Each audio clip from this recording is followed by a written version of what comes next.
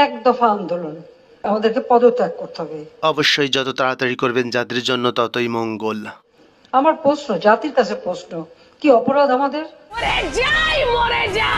এই 7 বছরের শিশুটি দেখছি ভাজা মাছটি উল্টে খেতে জানে না। আচ্ছা, ওনার অপরাধের কথা আপনারাই বলে দিন। আবার তাদেরকে নির্বিচারে গুলি করে মারছেন, আমাদের ট্যাক্সের টাকা দিয়ে বুলেট কিনে তাদেরকে মারছেন। ঠিক বলেছো। এখানে শেষ নয়, আরো আছে। শিক্ষকের গায়ে যেদিন হাত পড়লো এবং আপনি নিশ্চুপ, আমরা তাই সরব। আর এখন ইনিয়ে বিনে নাটক করতেছে। ওনার অপরাধকে উনি জানেন, ওনাকে কেউ একটা ফিডার কিনে দে।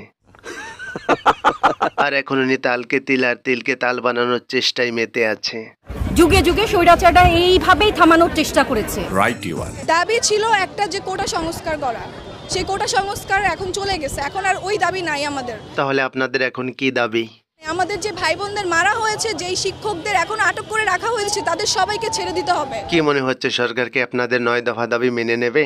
যে 9 দফার দাবি কখনোই সরকার মানবে না, তার পক্ষে মানা সম্ভব না। তার চেয়ে ভালো সরকার পদত্যাগ করুক, তাহলেই সঠিক বিচার হবে।